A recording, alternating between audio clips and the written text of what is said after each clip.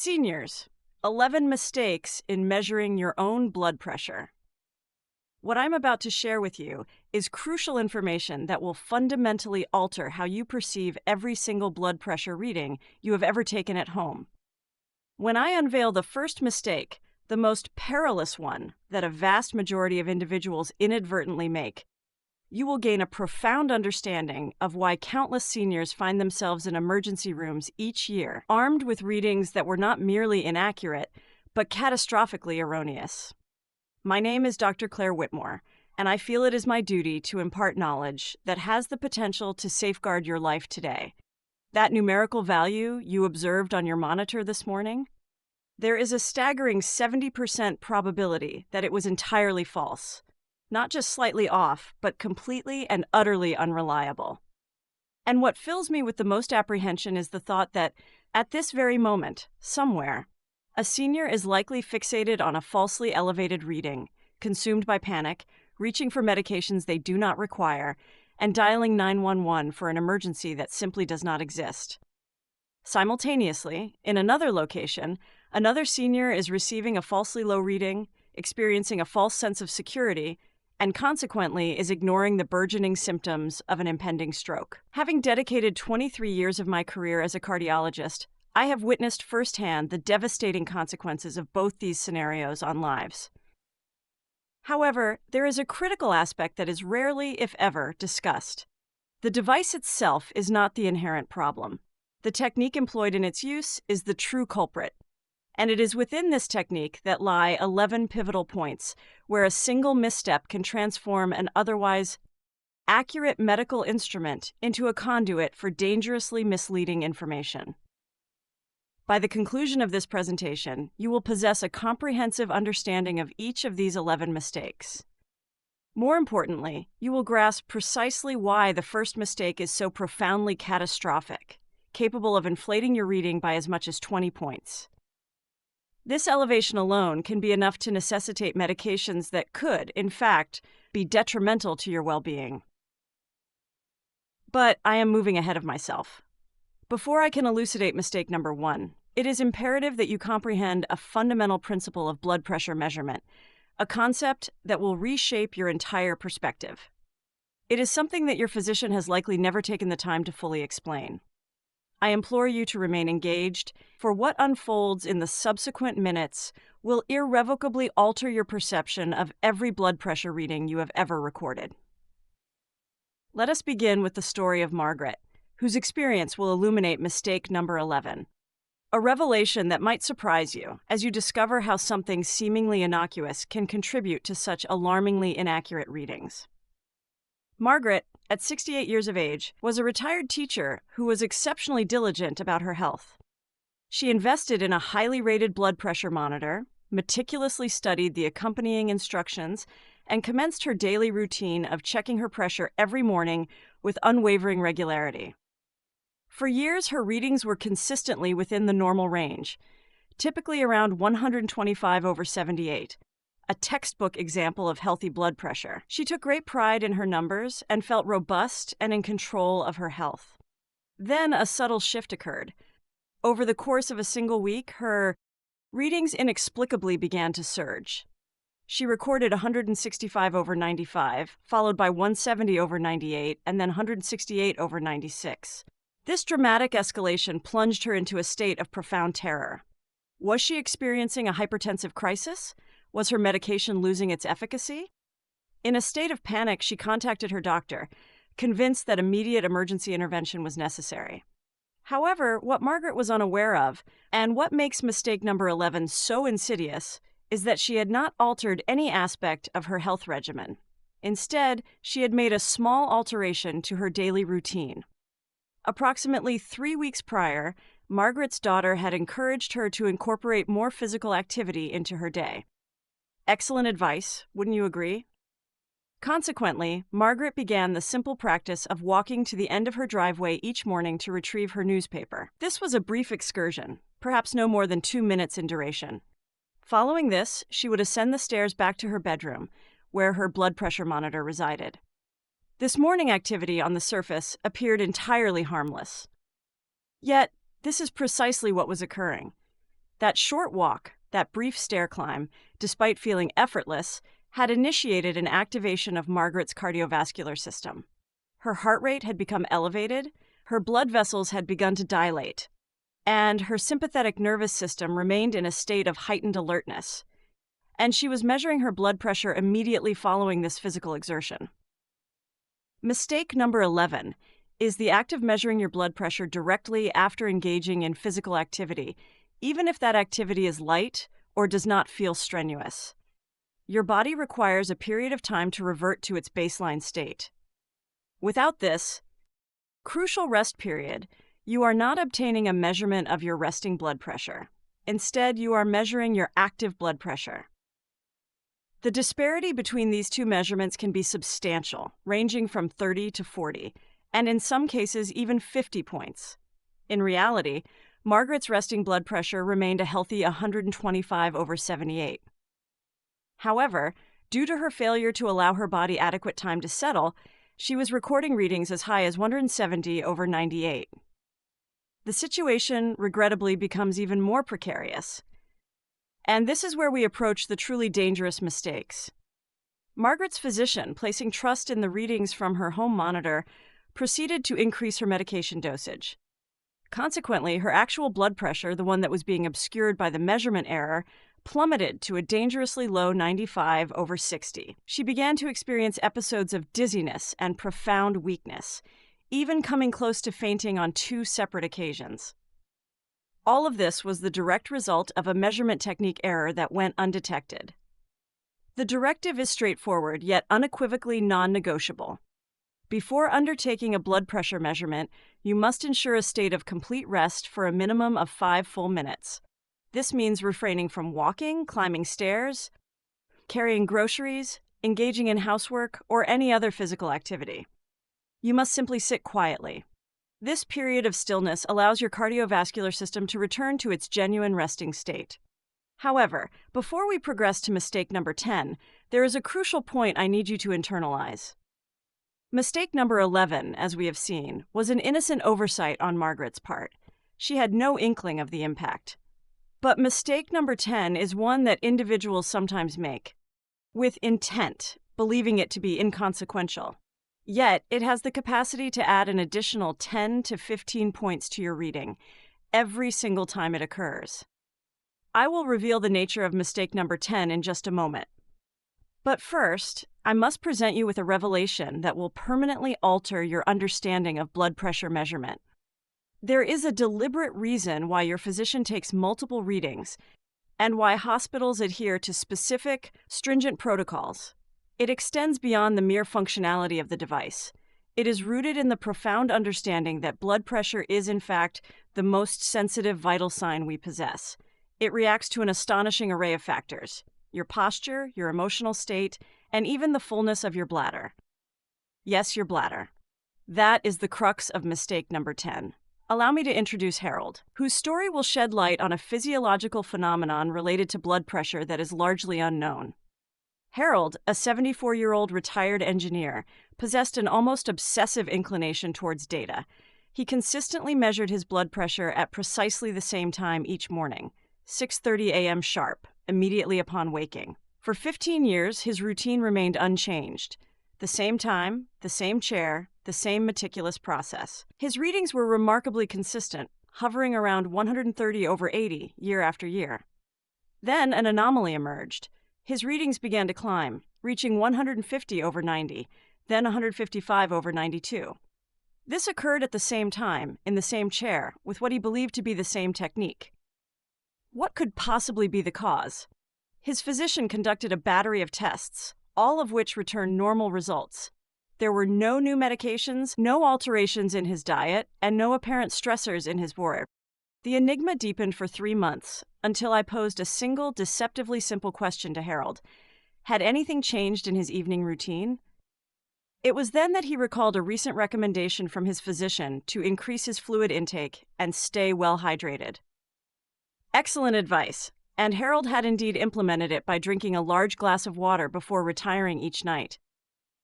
This was a perfect strategy for maintaining hydration, with one minor exception. Harold was consistently waking up each morning with a completely full bladder, and he was measuring his blood pressure before relieving himself. This, my friends, was mistake number 10. A full bladder can elevate your blood pressure by a significant 10 to 15 points, and in some instances, even more. The underlying reason, and this is important because it underscores the exquisite sensitivity of blood pressure measurement, is as follows. When your bladder is distended, it exerts pressure within your abdominal cavity. This internal abdominal pressure, in turn, compresses the blood vessels. In response, your body initiates a constriction of other blood vessels in an effort to maintain pressure. Your sympathetic nervous system becomes activated to aid in bladder control. This results in a slight increase in heart rate and, consequently, a rise in blood pressure. The moment Harold began emptying his bladder before taking his measurement, his readings immediately reverted to the familiar 130/80.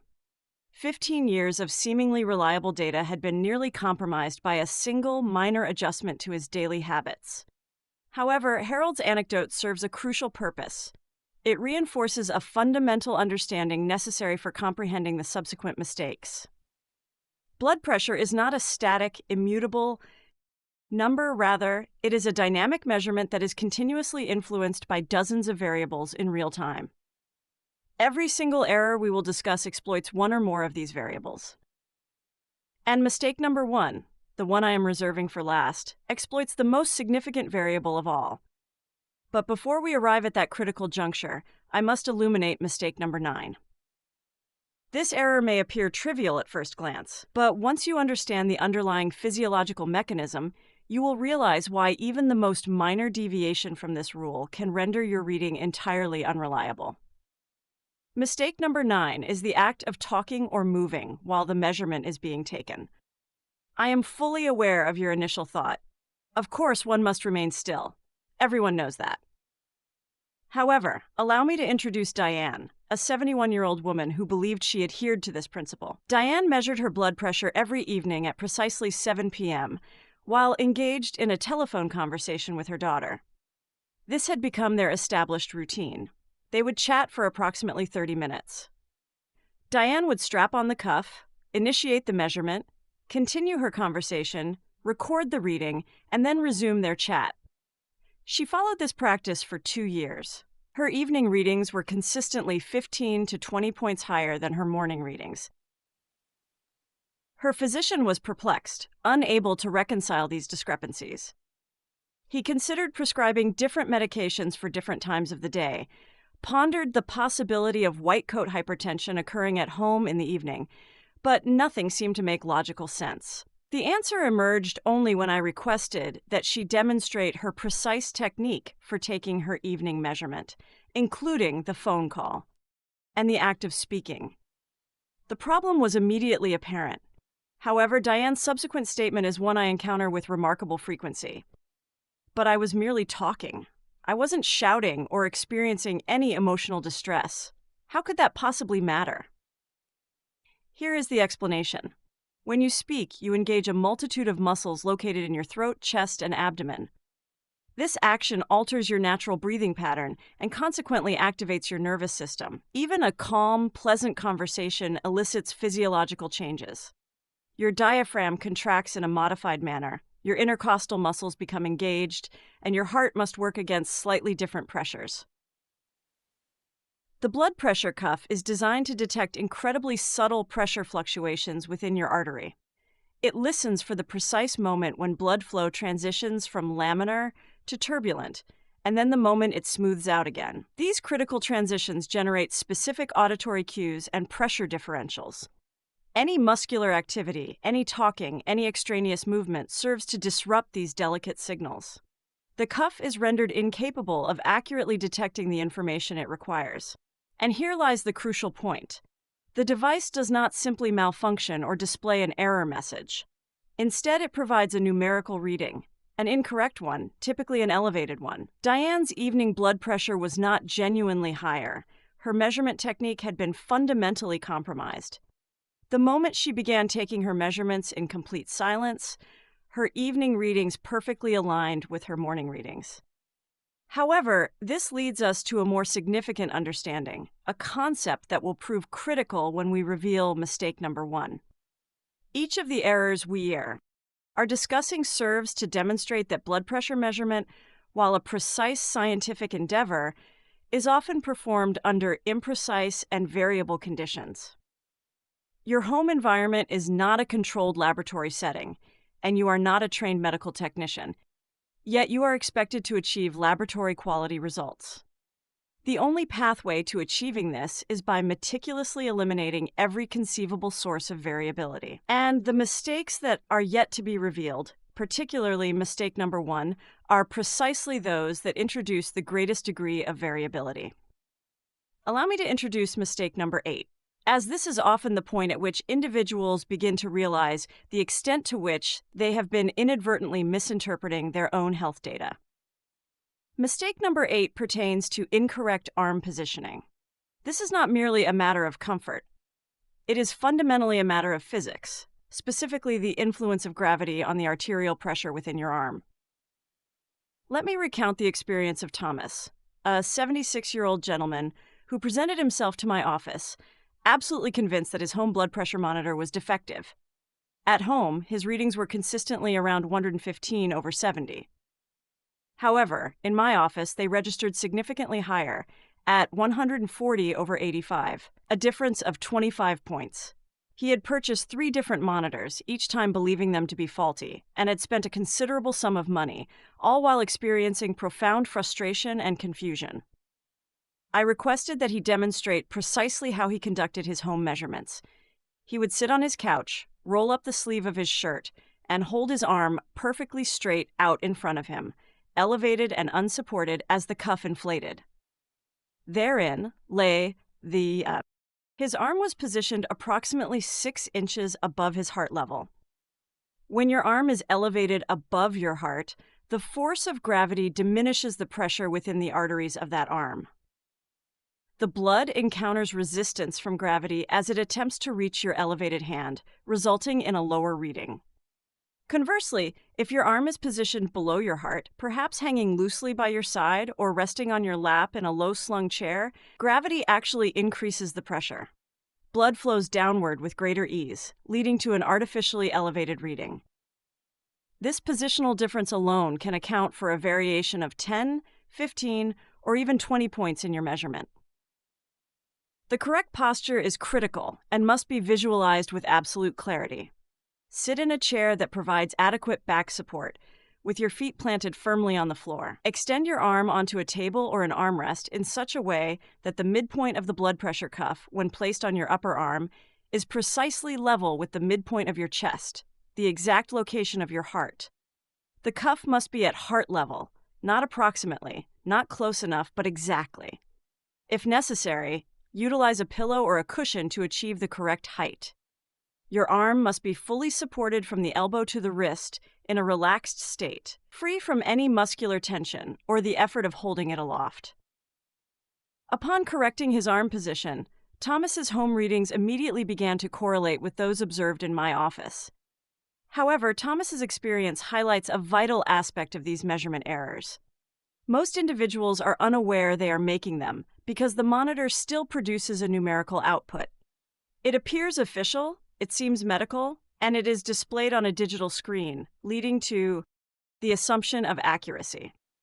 This is fundamentally incorrect.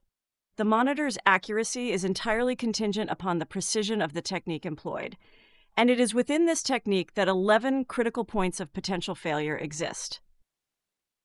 We have now addressed 4 of these points, leaving 7 remaining.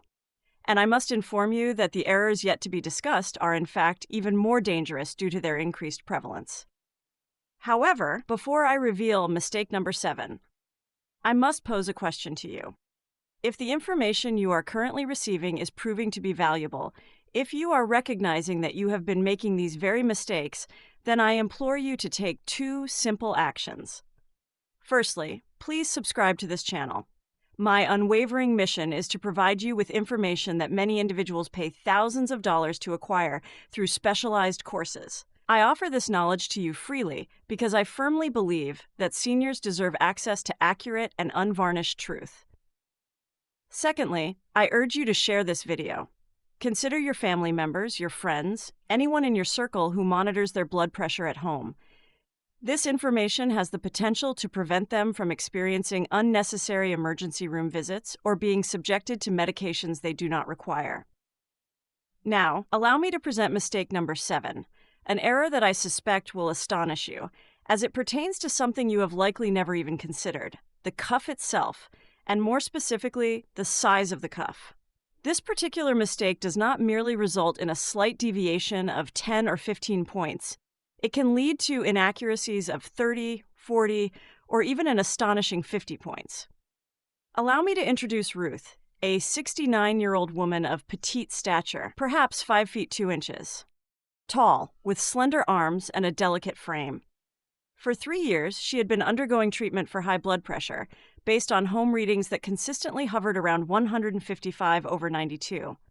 Her physician progressively increased her medication regimen, initially 1 drug, then 2, and finally a 3rd. Despite these interventions, her blood pressure readings remained stubbornly elevated. However, Ruth was experiencing a significant decline in her well-being. She suffered from constant dizziness, profound weakness, and overwhelming fatigue, to the point where her daily functioning was severely impaired. These symptoms are classic indicators of blood pressure, that is, in fact, too low, yet her home monitor stubbornly insisted it was too high. When Ruth sought a second opinion and presented her case to me, a suspicion immediately arose upon observing her. I meticulously measured the circumference of her upper arm, which was 9 inches. The cuff she had been utilizing was a standard adult size, designed for arms measuring between 11 and 14 inches. It was therefore considerably too large for her arm. Here is the physiological consequence of using a cuff that is too large. It fails to exert adequate compression on the artery. Instead, it distributes pressure over an excessively wide area. Consequently, the blood pressure monitor interprets this as a need to inflate to a higher pressure to detect the blood flow, resulting in a falsely elevated reading. We procured a small adult cuff for Ruth. Her very first reading with the correctly sized cuff was 118/75, normal, healthy, and perfectly within the desired range. She had been receiving a level of medication that was far in excess of her needs for 3 years. Her debilitating symptoms of dizziness and weakness were actually attributable to blood pressure that was too low. All of this stemmed from the simple error of using the incorrect cuff size. However, the reverse scenario is equally perilous. If the cuff is too small for your arm, it exerts excessive compression. This can lead to a falsely low reading, potentially masking dangerously high blood pressure that you are not detecting. Most blood pressure monitors are equipped with a marking on the cuff that indicates the appropriate arm circumference range, typically something like fits arms 9 to 13 inches or 13 to 17 inches. It is imperative that you measure the circumference of your arm at the midpoint between your shoulder and your elbow. Utilize a measuring tape and compare your arm's circumference to the range specified for your cuff. If your arm falls outside this designated range, you absolutely must obtain a different cuff size. This is not a matter of preference. It is a non-negotiable requirement. The use of an incorrectly sized cuff renders your blood pressure monitor utterly worthless. But here is the crucial connection between Ruth's story and the understanding of mistake number 1.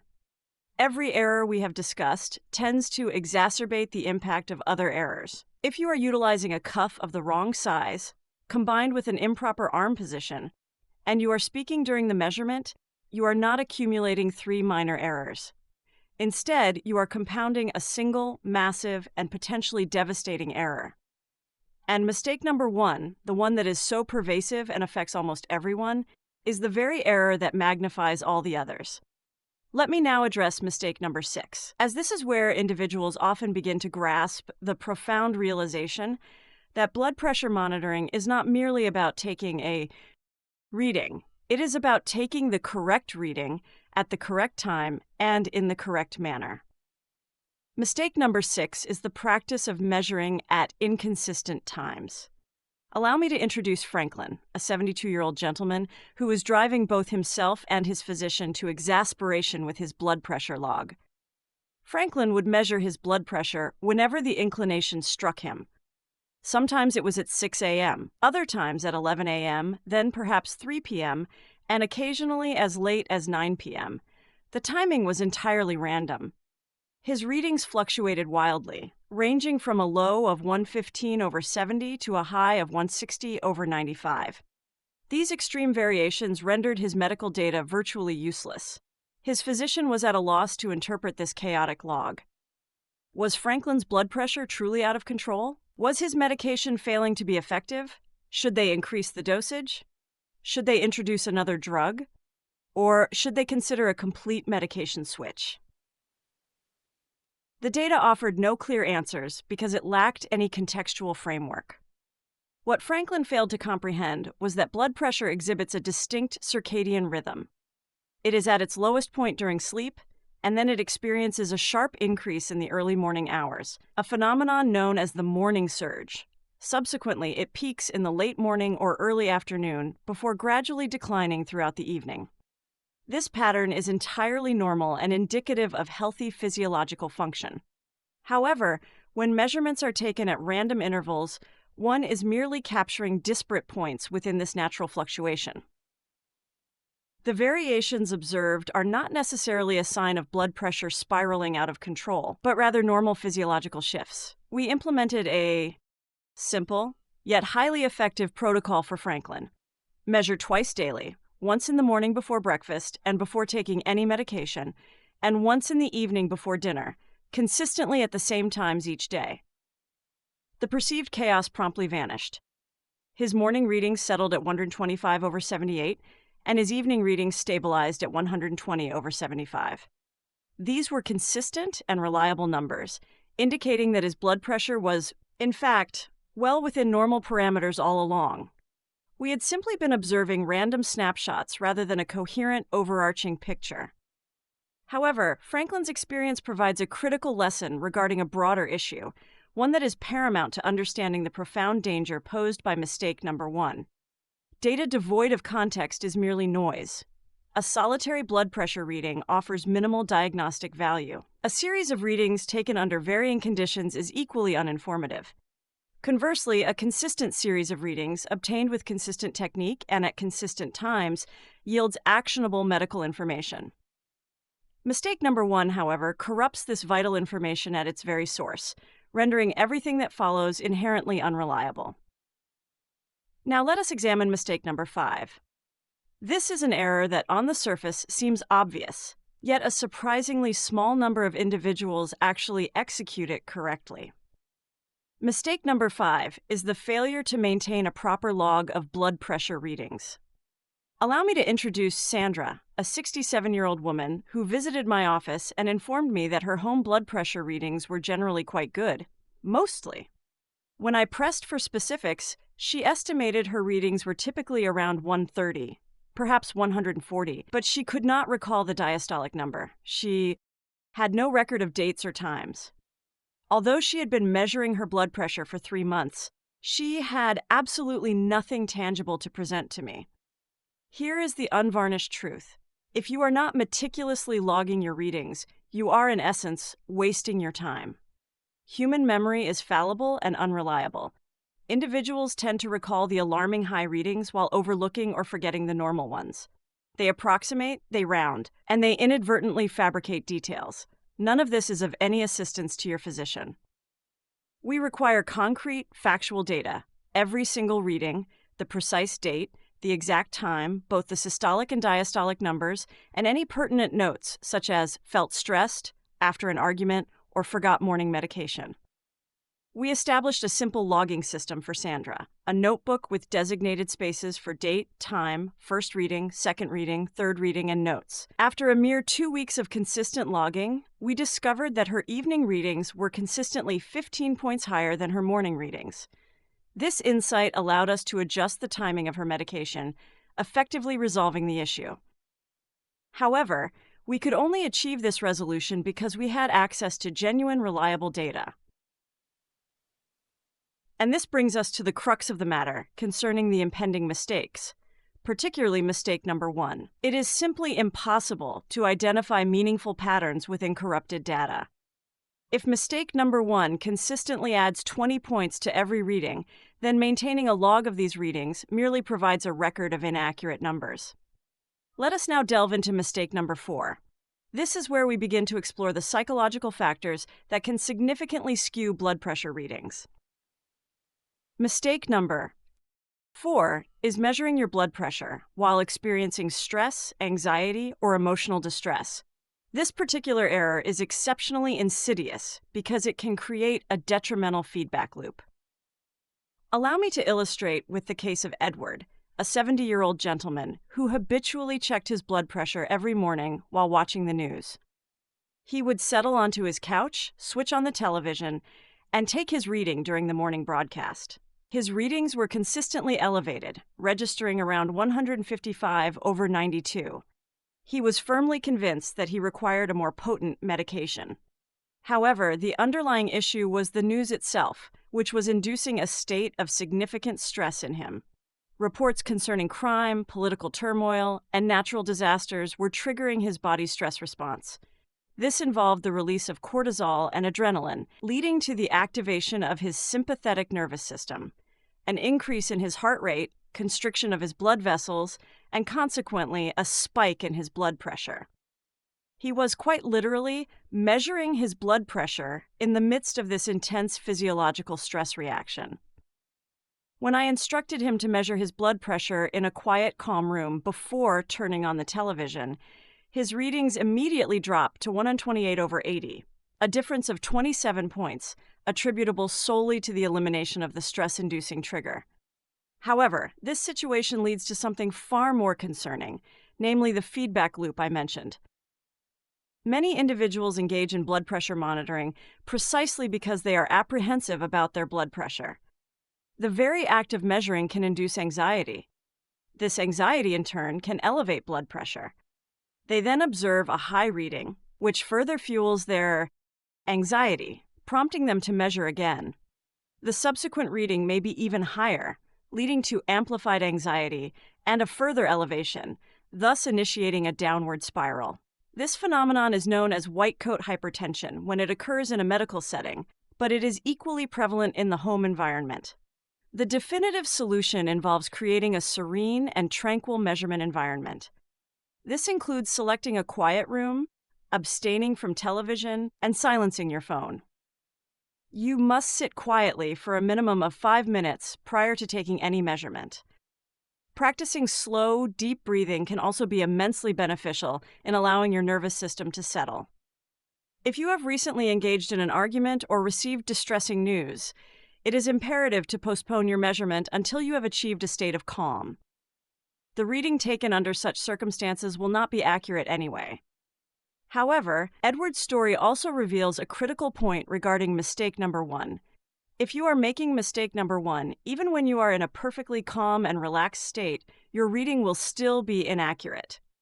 And if you are simultaneously experiencing stress and committing mistake number 1, the compounded error becomes truly immense. Let us now address mistake number 3. This error is likely to surprise you, as most individuals have never even contemplated its significance. Mistake number 3 is the failure to measure blood pressure in both arms. It is a normal physiological occurrence for there to be a slight difference between the two arms, typically with the dominant arm registering readings that are 5 to 10 points higher. However, in some cases, there can be a substantial discrepancy, exceeding 15 or 20 points, which can serve as an indicator of underlying arterial disease. Let me tell you about Patricia, and her story will unequivocally demonstrate why this practice is so vital. Patricia was 73 years old and had been exclusively measuring her blood pressure in her left arm for the past 5 years. Her readings were consistently good, around 120/75.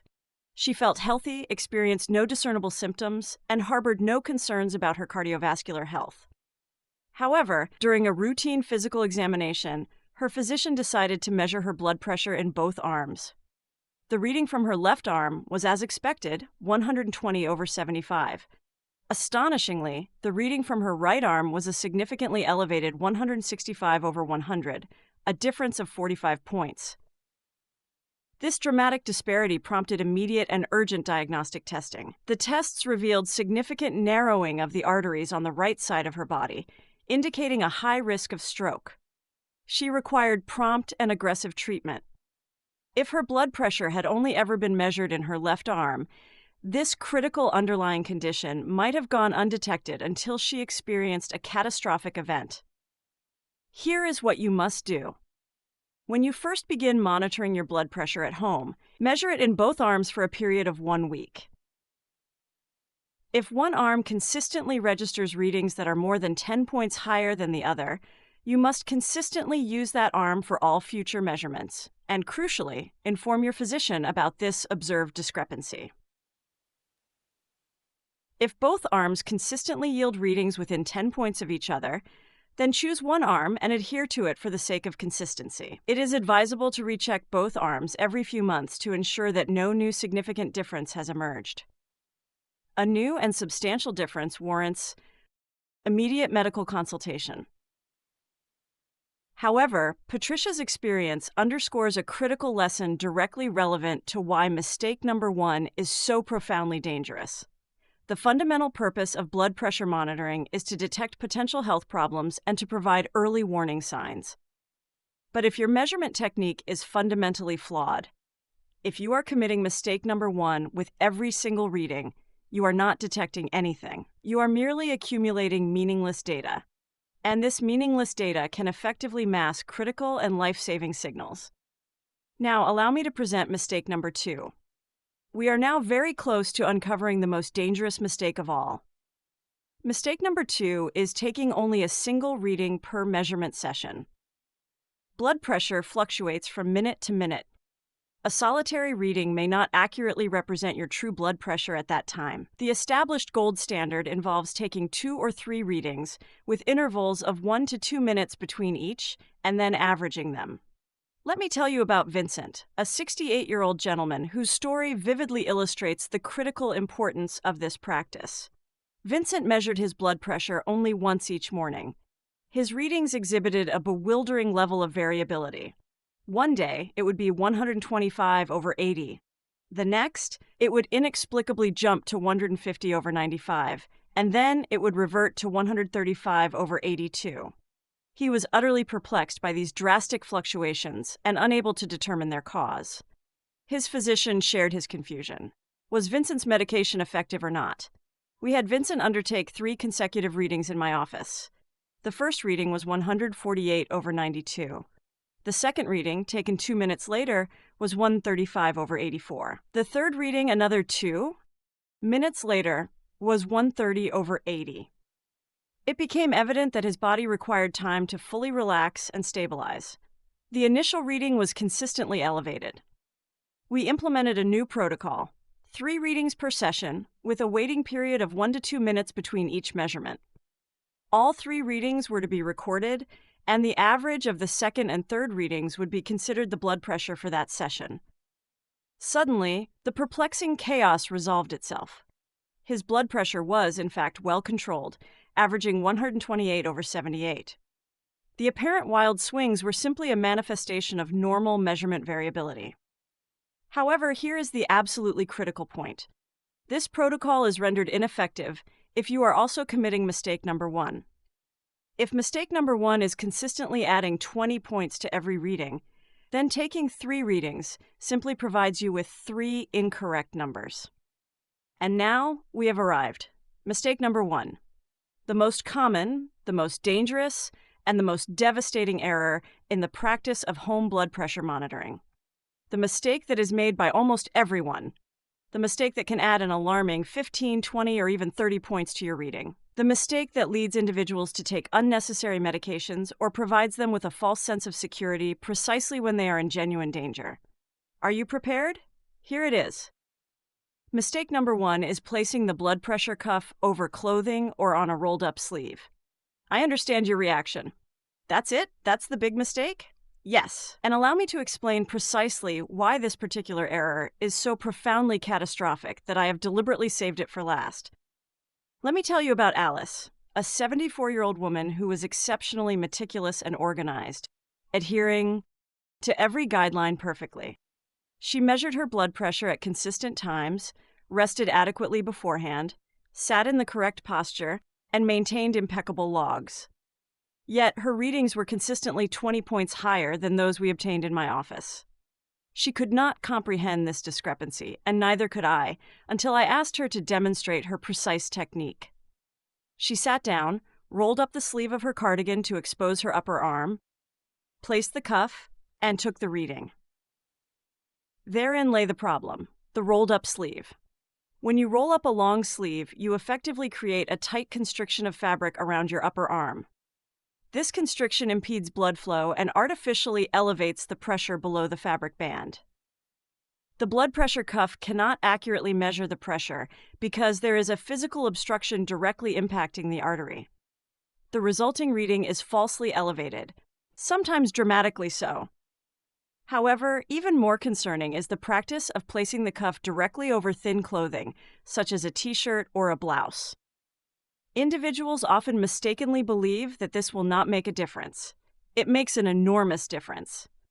Fabric positioned between the cuff and your skin interferes with the cuff's ability to detect the subtle pressure changes occurring within your artery. It dampens the signals, leading to measurement errors. These errors are most commonly falsely high readings, but they can also result in falsely low readings. You simply cannot predict the direction of the error. All you know is that the number is incorrect. Alice removed her cardigan and measured her blood pressure on completely bare skin. Her reading immediately dropped from 155/95 to 132/78, a difference of 23 points. She had been prescribed and was taking medications she did not need and had been suffering the debilitating side effects of those medications for years, including fatigue and dizziness. All of this was due to the seemingly minor issue of a rolled-up sleeve. The rule is absolute and non-negotiable. Always measure on completely bare skin. Remove all clothing from your upper arm. Do not roll up sleeves. If necessary, remove your shirt entirely. If modesty is a concern, conduct the measurement in a private room. It is advisable to keep a tank top readily available, specifically for the purpose of blood pressure checks. The cuff must be in direct contact with your skin, with absolutely nothing in between. No fabric, no bandages, no jewelry, nothing at all. This single simple change can correct readings by as much as 10 to 25 points. It can prevent the unnecessary prescription of medications. It can reveal hidden hypertension that was previously being masked. It is, without question, the single most critical technical point in home blood pressure monitoring. You now possess a comprehensive understanding of all 11 mistakes. You comprehend the significance of each one and how they can collectively amplify each other. Crucially, you understand why mistake number 1 is so profoundly dangerous, as the accuracy of all other measurements is fundamentally dependent on getting this one correct. Allow me to now provide you with the complete gold standard protocol. Adhering to this protocol precisely will ensure that your blood pressure readings are accurate and clinically useful. Firstly, timing. Measure your blood pressure twice daily. In the morning, before breakfast and before taking any medication. In the evening, before dinner. Aim for the same times each day. Secondly, preparation. Ensure you have visited the bathroom and completely emptied your bladder. Avoid consuming caffeine, engaging in exercise, or smoking for at least 30 minutes prior to taking your measurement. Thirdly, positioning. Sit in a chair that offers adequate back support, with your feet resting flat on the floor. Position your arm on a table or armrest so that the midpoint of the cuff is precisely at heart level. Your arm should be supported and relaxed. Fourthly, bare skin. Remove all clothing from your upper arm. Do not roll up sleeves. Ensure your skin is completely bare. Fifthly, rest. Sit quietly for a minimum of 5 full minutes. Refrain from talking, using your phone, or any other movement. Allow your body to fully settle. Sixthly, multiple readings. Take 3 readings with 1 to 2 minutes between each measurement. Remain still and silent throughout each measurement. Record all 3 readings. Seventhly, calculation. Average the second and third readings. This average represents your blood pressure for that session. Eighthly, log everything. Meticulously record the date, time, all 3 readings, and any relevant notes. Ninthly, share with your doctor. Bring your complete log to every appointment. Allow your physician to review the actual data. By diligently following this protocol, you will transform home blood pressure monitoring from a source of confusion and anxiety into a powerful and invaluable medical tool. You will gain confidence in the accuracy of your numbers, and your physician will have access to reliable and actionable data. Together, you can make informed and effective decisions regarding your treatment. Before we conclude, I wish to share the story of George, a 77-year-old gentleman, as his experience encapsulates all the elements we have discussed. George, regrettably, committed every single mistake we have outlined. He measured his blood pressure at random times throughout the day. He measured while walking around, while watching television, with a full bladder, while engaged in phone conversations with his arm resting in his lap, utilizing an incorrectly sized cuff, taking only a single reading, meticulously recording nothing, and invariably with his sleeve rolled up. His reported blood pressure readings exhibited a chaotic range from 110 to an alarming 180. His physician was utterly baffled and had no clear understanding of George's true cardiovascular status. George was prescribed 4 different blood pressure medications, yet he felt profoundly unwell, experiencing persistent dizziness, weakness, and an inability to enjoy his retirement. When he came to me, we began from the very foundation, implementing the correct cuff size and establishing the proper measurement protocol. After 2 weeks of accurate data collection, the truth was revealed. His blood pressure was, in fact, well controlled on just 2 medications. He had been subjected to over-medication for years, based on fundamentally flawed and corrupted data. We carefully and gradually reduced his medication dosages. His energy levels returned, the dizziness subsided, and he began to feel like his former self. His blood pressure remained stable at an average of 128/76. All that suffering, all that distress was entirely preventable. It all came down to the fundamental accuracy of his measurement technique. Your blood pressure is one of the most critical indicators of your overall health, a significant predictor of your risk for stroke, heart attack, kidney disease, and cognitive decline. Managing it effectively can demonstrably add years to your life. However, you can only effectively manage what you accurately measure. You now possess the complete protocol. You are aware of the 11 critical mistakes, and most importantly, you understand precisely how to avoid them. You have been equipped with the necessary tools to take control of your health. Please utilize them. Share this video with anyone you know who monitors their blood pressure at home. Subscribe to this channel for more essential information that cuts through confusion and delivers actionable truth directly to you. Your health deserves accurate data. Your physician deserves reliable information. And you, unequivocally, deserve the peace of mind that comes from knowing your numbers are real and trustworthy. Take diligent care of yourself, and I look forward to seeing you in our next video.